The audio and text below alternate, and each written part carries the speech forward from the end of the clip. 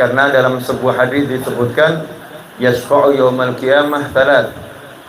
Kelak di hari kiamat ada 3 kelompok manusia yang diberi wewenang oleh Allah Ta'ala untuk memberikan syafaat.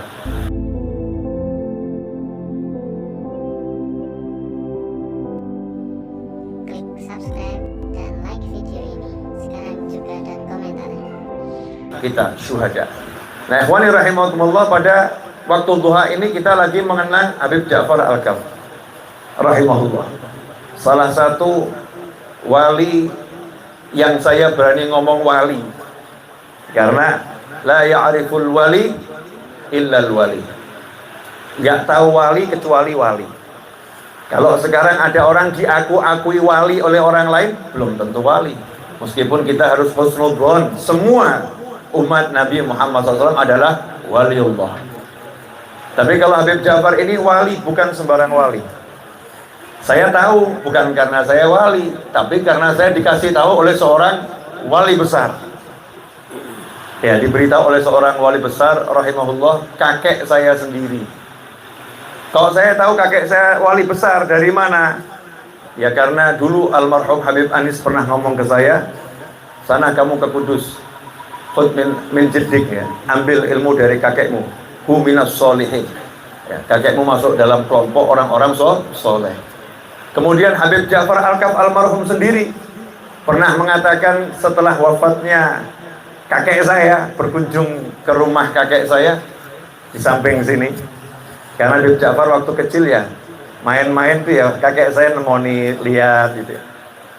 Itu Habib Ja'far pernah ngomong, ya saya ngomong juga enak ya, orang Kudus ini kalau bahasa Habib Ja'far kan ceplas-ceplos ya. Ini bukan kalimat saya ya. Wong Kudus ki do picek.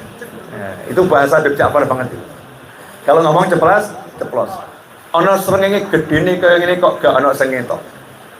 Ada matahari yang sinarnya besar luar biasa kok nggak bisa lihat. Nah, Habib Ja'far bisa lihat. Ya, kewalian dari kakek saya yang katanya Mbah Dolah Salam Kajen rahimahullah, beliau mengatakan Habib Ahmad bin Abdurrahman Al-Idrus adalah minal abdal. Ya, masuk dalam kelompok wali abdal. Kenapa saya perlu ceritakan kakek saya dulu? Sebab ini urusannya dengan kewaliannya Habib Ja'far. Kalau saya nggak ceritakan kakek saya nanti, lah sopo yang ngomong gue. Ya siapa yang bicara?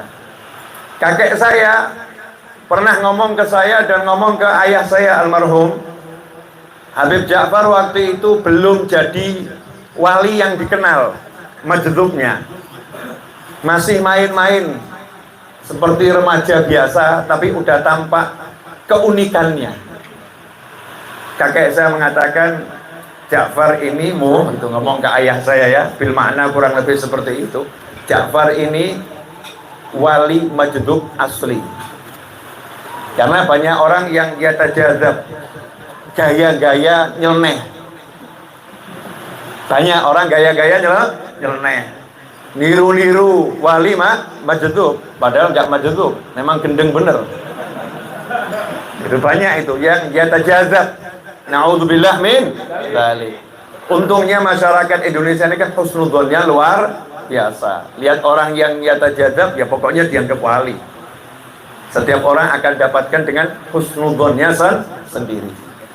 Tapi Habib Ja'far Al-Kaf nyata kakek saya bilang ini wali majdub asli. Bukan gaya-gaya, bukan, ini asli. Nanti kalau umurnya 40 tahun akan semakin kelihatan jazabnya. Nanti kalau masuk umur 40 tahun akan semakin kelihatan jazabnya. Dan betul, ya setelah kakek saya wafat, tahun demi tahun Habib Ja'far itu semakin kelihatan jazabnya. Ya saya mau cerita dikit lah pengalaman saya sebelum pengalamannya orang lain. Biasanya saya ceritakan ini di tempat lain. Nah, ini mumpung di rumah adik beliau, berarti rumah beliau juga gitu kan ya. Dan dalam haulnya beliau rahimahullah saya mau ceritakan. Saya sebagai salik, orang yang melampaui thariqah alawiyah, itu ada satu aturan baku dalam thariqah alawiyah. Jangan pernah minta doa dari wali majdub. Dan jangan deket-deket sama wali majdub. Bukan jangan kenal ya, jangan bergaul deket-deket wali majdub. Kenapa? Karena dikhawatirkan nanti kamu nggak kuat. Karena perbuatannya itu dilihat kacamata seperti Nabi Khidir kepada Nabi Musa alaihissalam. Nabi Musa yang kenabiannya, kerasulannya luar biasa, lihat Nabi Khidir aja nggak kuat. Betul lah, betul.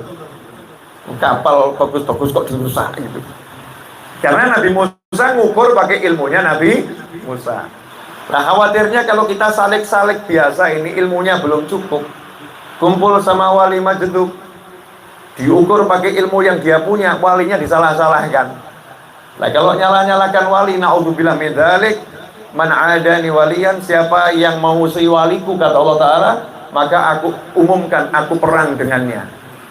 Ngeri, diperangi langsung oleh Allah Subhanahu wa Ta'ala.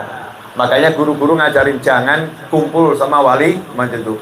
Kalau orangnya bodoh, nah ini yang alim bisa salah, apalagi yang bodoh. Kalau yang bodoh nanti kemudian lihat walinya kok nggak pernah sholat. Kalau dia lihat nggak pernah sholat, dia niru, ya udah saya nggak usah sholat. Padahal walinya sholat, cuman dia nggak lihat walinya sholat. Emangnya kalau sholat harus pengumuman, saya sudah sholat. Kayak anak kecil ke bapaknya gitu ya. Aulia Allah ini khawarikul adah, banyak perilakunya yang dilihat mata manusia biasa menyalahi adat kebiasaan yang ada. Jadi salik thariqah alawiyah pakemnya itu tidak boleh deket-deket sama wali majdub, tidak boleh minta doa sama wali majdub. Sementara Habib Ja'far Al-Kaf ini kata kakek saya wali majdub asli. Jadi saya pengen dekat biar dapat barokahnya wali. Apalagi yang ngomong kakek saya sendiri, berarti kakek saya merestui saya untuk dekat, kan begitu. Apalagi beliau sahabatnya ayah saya, temannya ayah saya gitu. Jadi lengkap nih buat saya alasan untuk dekat.